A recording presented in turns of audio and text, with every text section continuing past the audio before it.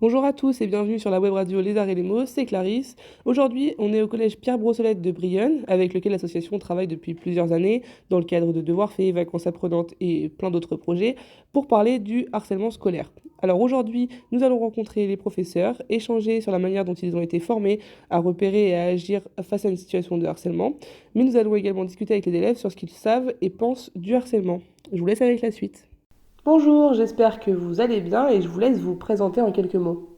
Alors, je m'appelle Monsieur Schmitt, je suis professeur de PS depuis 8 ans. C'est ma deuxième année au sein du collège Pierre Brossolette à Brionne. Alors, je suis Monsieur Deschamps, donc j'enseigne les sciences de la vie et de la terre. C'est ma quatrième année au collège Pierre Brossolette à Brionne.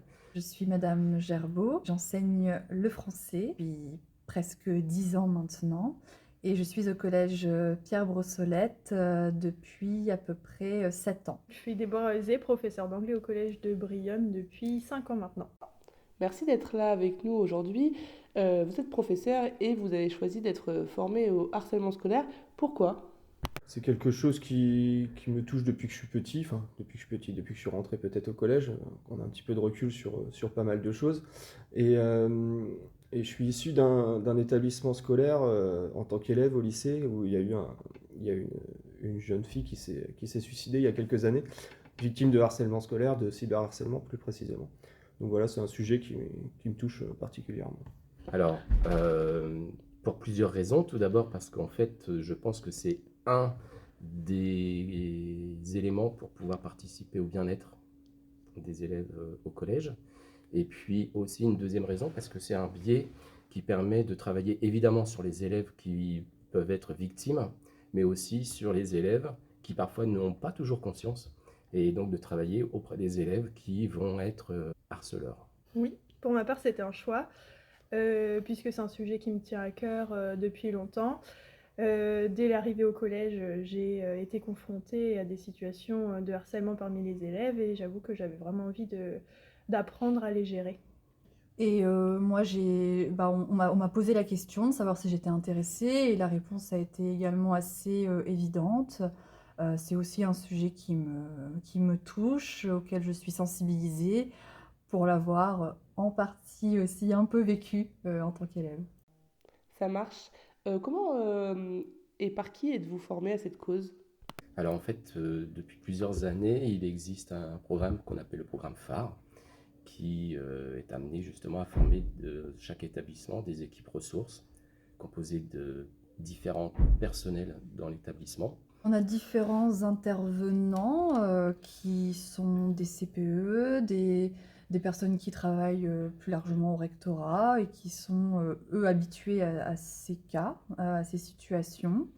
Et donc, on a plusieurs journées étalées sur 2 ans. Oui, c'est ça, il ne nous reste plus De... qu'une journée de formation pour cette année. On a 8 Ouais. journées au total. On est formé soit par des mises en action vis-à-vis de nos collègues et aussi sur des cas concrets. On analyse des cas concrets, on travaille sur les cas concrets. Dans le cadre de ce programme-là, quelles sont vos missions? Alors, principalement, une fois qu'on a repéré des élèves qui peuvent être victimes euh, d'autres élèves, eh bien, ça va être de se concerter les uns les autres pour essayer de discuter avec des élèves victimes, des élèves intimidateurs et des élèves qui peuvent être témoins d'éléments. On a comme objectif de gérer ces petites situations de harcèlement. Alors ça va être de guider à la fois les élèves et les enseignants sur les différentes démarches, les parents aussi. Donc on va être les premiers avertis lors d'une situation d'intimidation ou de harcèlement. On va devoir déterminer le degré d'intimidation. Il y a une équipe qui sera plutôt dédiée aussi à des heures face à des élèves, où là ce sera plus de la prévention. On n'est pas sur un cas concret de cyberharcèlement, là on n'en est pas du tout là. On est vraiment sur les prémices, les prémices d'un harcèlement. Et dans ces cas-là, on réunit, donc soit via une messagerie, on réunit l'ensemble des collègues, donc responsables, enfin, référents phares, donc on est 7. Et par un message, on alerte que voilà, on déclenche le protocole et à partir de là, on a 2 semaines deux semaines pour agir. Au-delà de 2 semaines, c'est plus de notre ressort parce qu'on estime qu'au-delà de 2 semaines, si ce petit harcèlement il perdure, c'est plus un petit harcèlement et là, on arrive vraiment dans un cas concret de harcèlement. Donc, Comment est-ce que vous repérez les élèves qui pourraient être victimes, ou témoins, ou harceleurs? On les observe et si on voit qu'il y a un changement de comportement qui est assez brutal, voilà, ou un élève qui s'isolerait, voilà, plus que les autres, voilà, c'est plus de l'observation. Oui, c'est ça. Tout à fait. De toute façon, on s'en rend bien compte. On voit les élèves plusieurs heures par semaine. Pour ma part, je fais beaucoup de travail en groupe. Donc, ça se voit très rapidement quand un élève n'est pas à l'aise dans un groupe. Après, donc, ça peut être nous, ça peut être d'autres collègues qui le remarquent. De toute façon, dès qu'on a un doute, une suspicion, on en discute. Alors, est-ce que vous pouvez nous dire c'est quoi le protocole dans ce genre de situation, ou ça reste dans un cadre privé? non, on peut en parler. On reçoit donc l'élève victime donc il nous donne des pistes, il nous donne des noms d'élèves, il nous donne ce qu'il subit, etc., etc. Et ensuite, nous, on reçoit à 2 ou 3, soit on reçoit tous les 7. Ces élèves, donc en face à face, et voilà, c'est un petit entretien qui dure entre 1 et 3 minutes, c'est très rapide. En fait, tous ces petits entretiens-là, on les accumule, et en même temps, on essaie de prendre des élèves qui sont neutres, donc des élèves qui ne font pas partie des potentiels harceleurs, et voilà, qui peuvent nous en dire plus, peut-être nous éclairer. Ah bah oui, moi j'ai vu tel élève faire ça à tel élève, et dans ces cas-là, ça nous permet aussi de pas mettre dans une mauvaise posture des élèves qui sont peut-être harceleurs, mais qui ne s'en rendent pas forcément compte, ou voilà, le but c'est pas de les sanctionner, c'est d'abord de les avertir. On se concerte pour savoir justement comment se répartit les rôles. Donc, qui s'entretient individuellement avec l'élève intimidateur, qui va s'entretenir individuellement avec l'élève victime, qui va s'entretenir individuellement avec des élèves éventuellement neutres, témoins, etc. Le protocole que nous, on va mettre en place, s'il s'agit d'intimidation, il va être vraiment... comment dire, c'est non blâmant.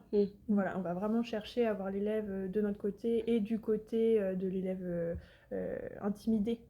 Voilà, donc on va essayer de lui faire prendre conscience. Qu'il devienne acteur et qu'il, en fait, c'est lui-même qui va résoudre presque la situation. Ouais. Et du coup, j'ai 2 questions qui me viennent en tête là pendant qu'on échange.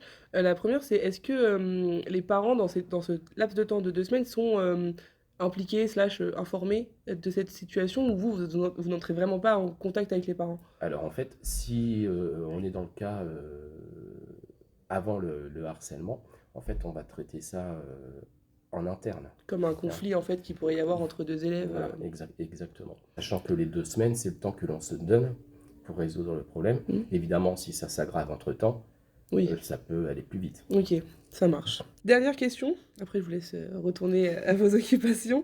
Quel conseil vous donneriez aux jeunes qui nous écoutent et qui sont victimes ou pas d'ailleurs de harcèlement, mais qui peuvent être potentiellement témoins? En fait, tout de suite, c'est d'exprimer, c'est de parler.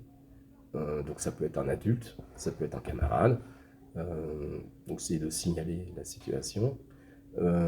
Ça peut être l'élève qui est victime, mais ça peut être aussi l'élève qui est témoin de quelque chose qui se passe. Et donc il faut que la parole en fait se libère. Parce que sans ce point de départ, on ne peut pas agir. Il faut s'observer les uns les autres, ne pas rester témoin. Voilà, si on voit une situation, un élève, un camarade en souffrance, il faut en parler. Pour moi, peu importe la situation, il faut en parler. Qu'on ait un doute, qu'on soit certain de quelque chose, victime ou témoin, il faut en parler à un adulte. Il y a aussi des numéros officiels mis en place par l'éducation nationale qu'on peut appeler, comme le 30-20 pour les situations de harcèlement ou le 30-18 pour les situations de cyberharcèlement. Alors les victimes, déjà c'est d'en parler, c'est pas évident, mais il faut en parler. Les établissements vont être dotés donc tous d'un programme phare, enfin, de personnes référentes phares, donc peut-être un petit peu plus facile d'accès. Il y aura les protocoles qui vont être mis en ligne, il y aura des protocoles, les photos des protocoles qui seront marqués, qui seront un petit peu partout dans les établissements affichés. Ceux qui sont témoins, ça va être aussi de venir en parler justement à ces personnes-là et peut-être difficile, mais de se mettre en position de défense vis-à-vis par rapport à ces élèves qui sont victimes de harcèlement. Eh bien, merci pour ce moment et merci d'avoir accepté de répondre à mes questions. Nous retrouvons Noémie et Anne qui sont derrière les micros. J'espère que vous allez bien et je vous laisse un peu vous présenter en quelques mots. Bonjour Clarisse, alors moi je suis Anne Lerlou, professeure documentaliste au Collège de Brionne. Et moi, Noémie Le Prévost, et je suis CPE au Collège de Brionne depuis 2014. Parfait, merci pour cette présentation simple, courte, rapide mais efficace. Vous avez donc choisi d'être formé au harcèlement scolaire. Est-ce que vous pouvez nous expliquer un petit peu pourquoi ce choix? Alors, avec Madame Le Prévost, nous travaillons depuis 2015 sur le harcèlement scolaire auprès des classes de 6e.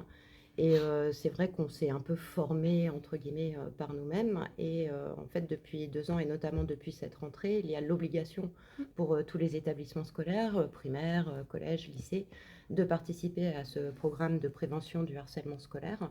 Donc, moi, en ce qui me concerne, je me suis dit que ça pouvait être très intéressant d'aller plus loin par rapport à ce qu'on croit déjà connaître, et puis travailler en équipe, voir comment on peut par la suite former les élèves, hein, parce que ce qui va venir des élèves complétera, je pense, très pertinemment ce qu'on peut déjà proposer. Donc voilà, j'étais preneuse vraiment de billes en plus. Donc voilà, moi, contrairement à Madame Lerlou et aux autres collègues enseignants, moi j'ai l'obligation de faire partie du programme phare en tant que CPE. D'accord. Donc, Et si jamais tu n'avais pas eu l'obligation, est-ce que tu te serais quand même proposé ou... oui, parce que ça va dans la continuité de ce qu'on fait avec Madame Lerlou depuis une petite dizaine d'années maintenant. Donc du coup, vous en avez parlé, vous mettez en place des interventions de prévention au sein du collège.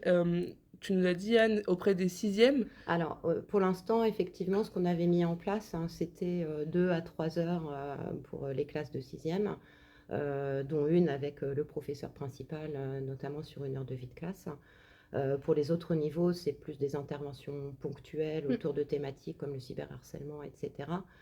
Mais dans le cadre du protocole phare, justement, on a l'obligation aussi d'assurer un certain nombre d'heures de formation. Donc là, ça concernera beaucoup plus les autres niveaux aussi. En plus, je pense qu'on va garder ce principe des 2 heures minimum de chez formation les petits, auprès des et puis 6e. après chez les grands, oui, peut-être sous forme plus spontanée aussi, peut-être pour eux sur... Enfin voilà, on n'a pas encore défini exactement la façon dont on allait tous fonctionner tous ensemble. Et sur ces interventions, du coup, est-ce que vous avez eu sur les interventions que vous avez déjà mises en place auparavant, est-ce que vous avez eu des retours des élèves, des professeurs ou même de la direction du collège sur l'impact ou pas que ça a eu? Bah, sur les enfants, oui, parce que après, il y a quand même des langues qui se délient, il y a quand même... oui, ils ont des acquis, il y a des choses qui se mettent en place. Quand tu les as après en entretien, ils arrivent à voir tout de suite, ah bah oui, en fait, peut-être que ce que je suis en train de lui faire vivre, ça commence à ressembler à ça. Ou quand tu as un enfant, ce qu'on appelle neutre dans le protocole phare, c'est bah oui, mais dis donc, ce qui lui fait vivre, est-ce que ça serait pas ça? Bah oui, bah faut peut-être qu'on en parle. Et voilà. Donc il y a quand même des choses, des réflexes qui se mettent, qui commencent à se mettre en place. Voilà. Mais il faut on commence évidemment par les tout petits parce que... Le but, c'est vraiment C'est de vraiment de leur les prendre à permettre la de base définir, aussi, et hein, de voilà, définir un de petit peu savoir ce que ce qu'on c'est. va avoir derrière le harcèlement, un mot qui est un petit peu galvaudé, enfin galvaudé, on l'utilise un peu à tort et à travers. Donc vraiment que les élèves prennent conscience que les micro-violences qu'ils vont vivre ne sont pas forcément du harcèlement, même si c'est pas acceptable, mais qu'il y a vraiment cette idée de répétition, de durée dans le temps, et qu'il y a des solutions. Voilà. Après, je crois que les parents d'élèves sont contents, enfin, pour avoir échangé au fil du temps avec quelques familles comme ça, de façon inattendue. Enfin voilà, je pense qu'ils sont contents. Après, on aimerait toujours faire plus et faire avec eux. Enfin voilà, pouvoir en discuter aussi avec les parents, mais c'est compliqué de trouver le bon timing pour tout le monde aussi. Oui, c'est ça. Ok, bah super, merci d'avoir répondu à ces questions-là. Est-ce que vous avez un conseil à donner aux jeunes qui nous écoutent, qui sont victimes ou témoins de harcèlement? Et c'est mon avant-dernière question. Bah, faut verbaliser. Alors après, c'est plus facile à dire qu'à faire. On leur dit faut parler, mais c'est pas toujours simple. Donc je pense que c'est surtout les élèves moi, de mon point de vue, les élèves qui voient, qui doivent aller signaler. Enfin voilà. Mais ça sera peut-être pas du harcèlement. Ça peut être entre guillemets qu'une incivilité. Enfin voilà, quelque chose qui est pas normal dans la cour doit être signalé. Et après, c'est à nous en tant qu'adultes de faire le tri sur ce qui est l'incivilité, du harcèlement. Enfin voilà. Mais il faut que ce soit signalé. Je suis complètement d'accord avec toi, Noémie. Et d'ailleurs, on a beaucoup plus insisté cette année, dans le cadre de la sensibilisation auprès des sixièmes, sur le rôle des témoins. Et vraiment leur faire prendre conscience que ce soit le témoin passif, ou le témoin, celui qui voit et qui dit rien, il a une grosse responsabilité aussi sur la durée du harcèlement. Et que quand on attend d'un témoin qu'il agisse, c'est pas sortir sa cape de super-héros et intervenir, se mettre en danger, prendre des risques, mais ne serait-ce que d'être le relais auprès d'adultes. Là, c'est indispensable puisque la victime, on le sait bien malheureusement, est dans un tel processus d'isolement, d'autodestruction, de perte de confiance en lui-même, que c'est extrêmement compliqué de verbaliser. C'est pas donc, elle qui va venir nous dire je me fais enfin c'est rare quand c'est la victime qui vient et qui nous dit voilà. Après les parents aussi, enfin on a du lien avec les familles, voilà, quand il y a un changement de comportement, etc. Faut pas que les parents ils disent ouais c'est l'adolescence, s'il s'enferme dans sa chambre c'est comme ça, c'est gravé dans le marbre, c'est parce qu'il est ado que non, il y a peut-être effectivement quelque chose. Donc les familles elles nous dérangent pas. Il faut, enfin voilà, il faut, elles nous sollicitent par l'ENT, par téléphone, enfin voilà. Il n'y a pas d'obligation de parce que tu es ado, tu te renfermes dans ta coquille et voilà, c'est peut-être qu'il y a quelque chose. C'est ça, et puis même si c'est que ça et qu'il n'y a rien d'autre, au moins voilà, et au moins on rassure, élimine des pistes et puis tout le monde est rassuré et voilà. Ça marche. Du coup, j'aimerais bien aussi, là on parle beaucoup de ce qui se passe dans le collège et il y a la mise en place des ambassadeurs qui va se faire à la rentrée prochaine. à la rentrée prochaine, voilà. Est-ce que vous pouvez nous en dire un peu plus comment ça va se passer, qui, pourquoi, comment? Alors, qui ça va être des élèves normalement volontaires? De la 6e à la 3e, en sachant que la priorité, a priori, dans le protocole serait donnée plus au 5-4-3, mais on aimerait bien pouvoir intégrer aussi des 6e. Après, sur quel temps seront-ils formés, combien d'heures, etc. Bon, là, il va falloir qu'on définisse un peu non plus dans le plus. détail, Le but, c'est pas d'en faire des super-héros, mais un relais dans le repérage, voilà, dans la cour, comme on disait tout à l'heure. Je vois quelque chose qui est pas normal, bah moi je fais partie des élèves qui va aller le signaler parce que j'ai choisi cette mission supplémentaire. C'est pas d'aller régler le souci et de dire c'est du harcèlement. Voilà. Je vois un truc qui est pas clean, bah je vais le dire. Et l'idée, c'est peut-être aussi de leur permettre à ces élèves ambassadeurs de s'impliquer aussi sur des journées comme la journée NAH, non au harcèlement, peut-être aussi de former eux-mêmes auprès des primaires, etc. Donc d'être vraiment des relais aussi par rapport à ce protocole phare. Et c'est un dispositif qui est mis en place par le collège ou c'est comme C'est national. Okay, c'est national. C'est une obligation de phare. Ok, ça va avec le dispositif. Le fait de participer au concours non harcèlement, enfin voilà, il y a un certain nombre d'obligations entre guillemets que chaque établissement doit suivre, mais qui donnent du sens finalement. Et puis le harcèlement, ou la prévention du harcèlement, ça ne veut pas dire que c'est une heure de temps en temps. Il y a vraiment quelque chose qui se construit sur le cycle. Et puis un élève qui choisira d'être ambassadeur ne s'engage pas pour 3 ou 4 ans. Enfin voilà, alors l'idéal c'est de s'engager pour au moins 2 ans, histoire de voilà. Mais il n'a pas l'obligation de le faire dans pour toute sa scolarité. Et je pense qu'on aura des volontaires parce que sur les formations 6e qu'on a pu faire avec Madame Le Prévost, on a des élèves qui, je pense, seront extrêmement volontaires et qui pourront nous accompagner. Merci d'avoir répondu à mes questions, merci pour cet échange. Je vais vous souhaiter une bonne journée et je vous dis à bientôt sur la radio Les Arts et les Mots en septembre, du coup peut-être. Ça marche. Merci Clarisse, bonne journée. Bonjour, je m'appelle Swan. Bonjour, je m'appelle Gaël. Est-ce que vous pouvez me dire en quel niveau vous êtes ou quelle classe? En 5e. En 3e. Moi, je m'appelle Élise et je suis en 6e. Moi, je m'appelle Lolita et je suis en 6e. Merci d'être là avec nous aujourd'hui. C'est un plaisir de vous rencontrer. Tout d'abord, qu'est-ce que c'est pour vous le harcèlement? Le harcèlement, c'est des bagarres, des coups donnés à plusieurs répétitions pendant un certain temps. L'harcèlement, pour moi, c'est quand on traite les personnes, on lui fait des coups, on se moque d'eux, qui durent beaucoup de temps. Des moqueries, des disputes qui vont rester à durée indéterminée. Le fait de se faire insulter, de se faire frapper, de se faire racketter de façon répétée. Super. Dites-moi, qu'est-ce que vous pensez de tout ça? Quel est votre ressenti? Qu'il faut en parler et ne pas le garder pour soi. Faut pas laisser faire. Que c'est pas bien, que si on s'entend pas avec la personne, on va pas la voir. c'est pas bien car tout le monde est égaux. Super. Avez-vous déjà eu des interventions sur ce sujet-là dans vos classes? Oui, nous on en a eu plusieurs, c'était surtout les CPE qui s'en occupaient, et les professeurs aussi. Et au collège ou en dehors, est-ce que vous avez des personnes à qui en parler au cas où si ça vous arrive ou vous êtes témoin ou autre chose? Oui, à mes parents, à ma sœur et mon frère, à Monsieur Almeida. Bah moi oui, j'ai mes parents, mon petit frère, mais il comprendra pas spécialement. Et quel conseil donneriez-vous si vous étiez victime ou témoin? D'en parler. Si quelqu'un le remarque, surtout d'intervenir, bon, pas forcément violemment, mais de pas laisser faire. Et si c'est nous la victime, faut en parler, même si c'est vrai qu'au moment de l'adolescence, c'est pas facile, mais les parents, les CPE, parfois peut-être même le directeur, ou bien les professeurs, faut en parler. Super. Pourquoi c'est pas facile du coup de réagir? Parce qu'à l'adolescence, on est plutôt secret avec ses parents. C'est d'aller voir une personne, un adulte pour qu'il parle avec eux. De dire à la personne qui est victime d'aller en parler, au témoin aller l'aider s'il a du mal à expliquer. Super. Et merci beaucoup pour cet échange et je vous souhaite une bonne journée. Merci. Et à bientôt. Merci, Merci, au revoir. Bonjour, nous retrouvons Eléa derrière le micro. J'espère que tu vas bien. Et je te laisse te présenter du coup ton nom, ton prénom, ta classe, enfin, voilà, ce que tu veux. Je suis Eléane, je suis en 4e D et je suis au collège Pierre Brossolette. Parfait, merci d'être là avec moi aujourd'hui. C'est un plaisir de te rencontrer. Première question, qu'est-ce que tu penses, toi, avec tes mots à toi, du harcèlement?